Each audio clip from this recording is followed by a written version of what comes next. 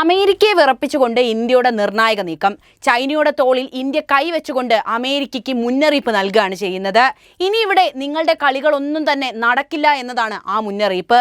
വർഷങ്ങളുടെ പകയും പ്രതികാരവും വിദ്വേഷവും ഒക്കെ അവസാനിപ്പിച്ച് ഇന്ത്യ ചൈനയെ ചേർത്തു നിർത്തുന്നത് വെറുതെയല്ല. താരിഫ് വർദ്ധിപ്പിച്ച് ഇന്ത്യക്ക് പണി തരാമെന്ന് കരുതിയ ട്രംപിന് 8ന്റെ പണിയാണ് ഇരു രാജ്യങ്ങളും ചേർത്ത് ഇപ്പോൾ ഒരുക്കിയിട്ടുള്ളത്. വർഷങ്ങളായി അതിർത്തിയിൽ നിലനിന്നിരുന്ന സംഘർഷങ്ങൾക്കിടയിൽ ഇന്ത്യയും ചൈനയും തമ്മിലുള്ള ബന്ധം സാധാരണ നിലയിലേക്ക് തിരികെ കൊണ്ടുവരാൻ ഡൽഹിയിൽ നിർണായകമായ ചർച്ചകൾ നടന്നുവരികയാണ് ഇപ്പോഴുള്ളത്. ചൈനീസ് വിദേശകാര്യമന്ത്രി വാങ് യിയുടെ 2 ദിവസത്തെ ഇന്ത്യ സന്ദർശനം ഈ ലക്ഷ്യത്തിന് വഴിയൊരുക്കുന്നത് തന്നെയാണ്. ഗാൽവാൻ താഴ്വരയിലെ ഏറ്റുമുട്ടലിന് ശേഷം മങ്ങിപ്പോയ ഉഭയകക്ഷി ബന്ധം പുനർനിർമ്മിക്കാനുള്ള തുടർ ചർച്ചകളുടെ ഭാഗമായിട്ടാണ് ഈ സന്ദർശനം. അമേരിക്കയുമായുള്ള ബന്ധത്തിൽ പിരിമുറുക്കങ്ങൾ വർദ്ധിക്കുന്ന സാഹചര്യത്തിൽ ഈ കൂടിക്കാഴ്ചയ്ക്ക് കൂടുതൽ രാഷ്ട്രീയ പ്രാധാന്യവുമുണ്ട്.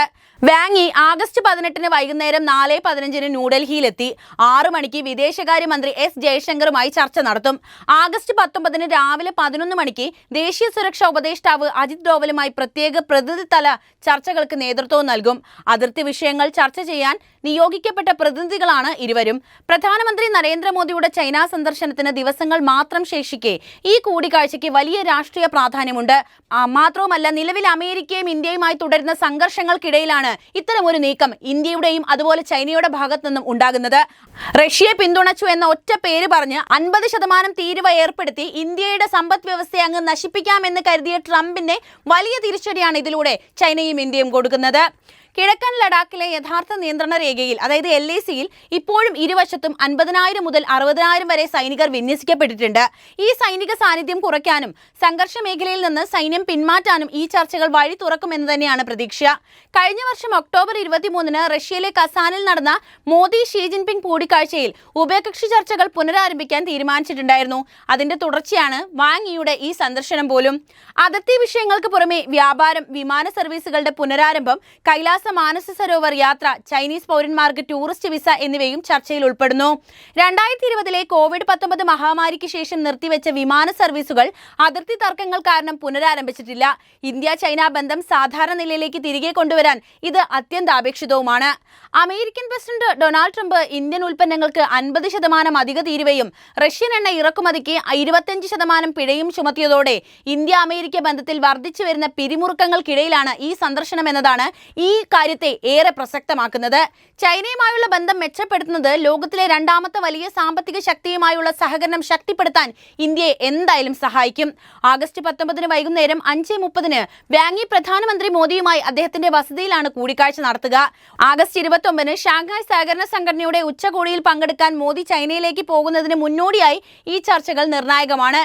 ഈ സന്ദർശനത്തിന്റെ വിജയം മോദിയുടെ ചൈന യാത്രയ്ക്ക് വലിയ ഊർജം പകരുക തന്നെ ചെയ്യും. ഇന്ത്യ കൈലാസ മാനസ സരോവർ യാത്ര പുനരാരംഭിക്കാനും ചൈനീസ് പൗരന്മാർക്ക് ടൂറിസ്റ്റ് വിസ നൽകാനും മുൻകൈ എടുത്തിട്ടുണ്ട്. ഇത് ഇരു രാജ്യങ്ങൾക്കുമിടയിലുള്ള ബന്ധം മെച്ചപ്പെടുത്താനുള്ള ശുഭസൂചനകളാണ്. എന്നാൽ അതിർത്തിയിൽ സൈന്യത്തിന്റെ പൂർണ്ണ പിന്മാറ്റം നടക്കാത്തതും വ്യാപാര അസന്തുലിതാവസ്ഥയും ഉൾപ്പെടെ നിരവധി വെല്ലുവിളികൾ ഇനിയും നിലനിൽക്കുന്നുണ്ട് എന്നത് സത്യമാണ്. ഈ ചർച്ചകൾ ഇന്ത്യ ചൈന ബന്ധത്തിൽ എന്ത് മാറ്റങ്ങളാണ് കൊണ്ടുവരാൻ പോകുന്നത് എന്ന് കാത്തിരുന്ന്, അതായത് ഇനിയുള്ള ദിവസങ്ങളിൽ മാത്രമേ നമുക്ക് മനസ്സിലാക്കാൻ കഴിയൂ. പക്ഷേ ഇതൊരു വലിയ മാറ്റമാണ്. മാറ്റത്തിന്റെ അലയൊലികളാണ് ഏഷ്യയിൽ സംഭവിക്കുന്നത് എന്നത് നമുക്ക് വ്യക്തമായിട്ട് അറിയാം. ഇന്ത്യയും ചൈനയും തമ്മിലുള്ള ബന്ധം മെച്ചപ്പെടുത്താനുള്ള ഇന്ത്യയുടെ ഭാഗത്തുനിന്നുള്ള ശ്രമങ്ങൾ, പ്രത്യേകിച്ച് ചൈനീസ് വിദേശകാര്യമന്ത്രി വാങ് യിയുടെ 2025 ഓഗസ്റ്റിലെ ഇന്ത്യ സന്ദർശനം അമേരിക്കൻ ആധിപത്യത്തെ വിവിധ തലങ്ങളിൽ ബാധിക്കാൻ സാധ്യതയുള്ളതാണ് എന്ന കാര്യം അമേരിക്കൻ രാഷ്ട്രീയത്തിൽ പോലും ചർച്ചയായിട്ടുണ്ട്. ലോക രാഷ്ട്രീയത്തിൽ അമേരിക്കയുടെ ആധിപത്യം പ്രധാനമായും ഇൻഡോ പസഫിക് മേഖലയിലെ സഖ്യങ്ങൾ, സാമ്പത്തിക ബന്ധങ്ങൾ, ചൈനയെ തടയാനുള്ള തന്ത്രങ്ങൾ എന്നിവയിലൂടെയാണ് നിലനിൽക്കുന്നത് പോലും. ഇന്ത്യ ചൈന ബന്ധം സാധാരണ നിലയിലേക്ക് തിരികെ വരുമ്പോൾ ഈ ആധിപത്യത്തെ ദുർബലപ്പെടുത്താനുള്ള സാധ്യതയേറെയാണ്. കാരണം ഇന്ത്യയെ ചൈനയ്ക്കെതിരായ ഒരു പ്രതിരോധമായിട്ടാണ് അമേരിക്ക നോക്കിക്കാണുന്നത്. ഗാൽവാൻ താഴ്വരയിലെ സംഘർഷത്തിന് ശേഷം തണുത്തുപോയ ബന്ധങ്ങൾ പുനഃസ്ഥാപിക്കാൻ ലക്ഷ്യമിട്ടിട്ടുള്ള ഇത്തരം ചർച്ചകൾ അതിർത്തി സൈനിക വിന്യാസം കുറയ്ക്കുക, വ്യാപാരം വർദ്ധിപ്പിക്കുക, വിമാന സർവീസുകൾ പുനരാരംഭിക്കുക തുടങ്ങിയ വിഷയങ്ങൾ ഉൾപ്പെടുത്തിയിരിക്കുന്നു. ഇത് അമേരിക്കയുടെ ഇൻഡോ പസഫിക് തന്ത്രത്തെ ചോദ്യം ചെയ്യുകയാണ് ചെയ്യുന്നത്. കാരണം ക്വാഡ് പോലുള്ള സഖ്യങ്ങളിൽ ഇന്ത്യയുടെ പങ്കാളിത്തം ചൈനയെ നിയന്ത്രിക്കാനുള്ള അമേരിക്കൻ ഉപകരണമാണ്. അമേരിക്കൻ ആധിപത്യത്തിന്റെ അടിസ്ഥാനം ചൈനയുടെ ഉയർച്ചയെ തടയുക എന്ന് തന്നെയാണ്. 2020കളുടെ അവസാനത്തോടെ ചൈനയുടെ സാമ്പത്തികവും സൈനികവുമായ ശക്തി വർദ്ധിച്ചതോടെ അമേരിക്ക ഇന്ത്യയുമായുള്ള ബന്ധം ശക്തിപ്പെടുത്തി. ഇന്ത്യ അമേരിക്ക ബന്ധത്തിൽ ചൈന എന്ന ഘടകം വളരെ നിർണായകമാണ്. കാരണം ഇന്ത്യയെ ചൈനയ്ക്കെതിരെ ഉപയോഗിക്കാനാണ് അമേരിക്ക എന്നും ശ്രമിച്ചിട്ടുള്ളത്. എന്നാൽ ഇന്ത്യ ചൈന ബന്ധം മെച്ചപ്പെടുന്നത് ഇന്ത്യയെ അമേരിക്കൻ സഖ്യത്തിൽ നിന്ന് അകറ്റാനുള്ള സാധ്യതകളുണ്ട്.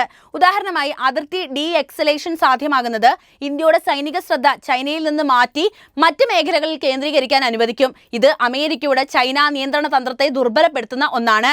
കാരണം ഇന്ത്യയുടെ സഹകരണം കുറയുന്നത് ക്വാഡിന്റെ ഫലപ്രാപ്തി കുറയ്ക്കുക തന്നെ ചെയ്യും. കൂടാതെ ട്രംപ് ഭരണകൂടത്തിന്റെ കീഴിൽ ഇന്ത്യൻ ഉൽപ്പന്നങ്ങൾക്ക് 50% തീരുവയും റഷ്യൻ എണ്ണയ്ക്ക് 25% പിഴയും ചുമത്തിയത് ഇന്ത്യ അമേരിക്ക ബന്ധത്തിൽ പിരിമുറുക്കം ഇതിനോടകം തന്നെ സൃഷ്ടിച്ചിട്ടുണ്ട്. ഈ സാഹചര്യത്തിൽ ചൈനയുമായിട്ടുള്ള വ്യാപാരം വർദ്ധിപ്പിക്കുന്നത് ഇന്ത്യക്ക് സാമ്പത്തിക ആശ്വാസം നൽകുമെങ്കിലും അമേരിക്കൻ സാമ്പത്തിക ആധിപത്യത്തെ ഇത് ചോദ്യം ചെയ്യുക തന്നെ ചെയ്യും. സാമ്പത്തിക തലത്തിൽ ഇന്ത്യ ചൈന ബന്ധം മെച്ചപ്പെടുന്നത് അമേരിക്കയുടെ ആഗോള സ്വാധീനത്തെ ബാധിക്കും. ചൈന ലോകത്തിലെ രണ്ടാമത്തെ വലിയ സമ്പദ് വ്യവസ്ഥയാണ്. ഇന്ത്യയുമായുള്ള സഹകരണം വർദ്ധിക്കുന്നത് ബ്രിക്സ് പോലുള്ള പ്ലാറ്റ്ഫോമുകളിലൂടെ അമേരിക്ക നയിക്കുന്ന സാമ്പത്തിക ക്രമത്തെ വെല്ലുവിളിക്കുന്നതാണ്. 2025 ഇന്ത്യ ചൈന വ്യാപാരം വർദ്ധിക്കുന്നത് ഇന്ത്യയുടെ അമേരിക്കൻ ഇറക്കുമതി ആശ്രയത്വം കുറയ്ക്കും. ഇത് ഡോളറിന്റെ ആധിപത്യത്തെ പോലും ദുർബലപ്പെടുത്തിയേക്കാവുന്ന നീക്കമായിരിക്കാം.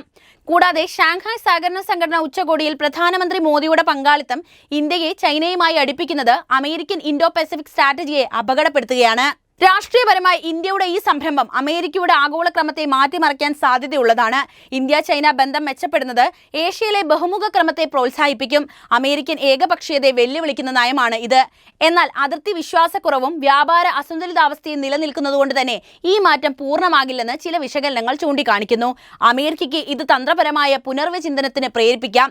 ഇന്ത്യയുമായുള്ള ബന്ധം ശക്തിപ്പെടുത്താൻ ശ്രമിക്കുമെങ്കിലും ഈ സംരംഭം അമേരിക്കൻ ആധിപത്യത്തിന്റെ ദുർബലതകൾ വെളിപ്പെടുത്തുന്നതാണ്.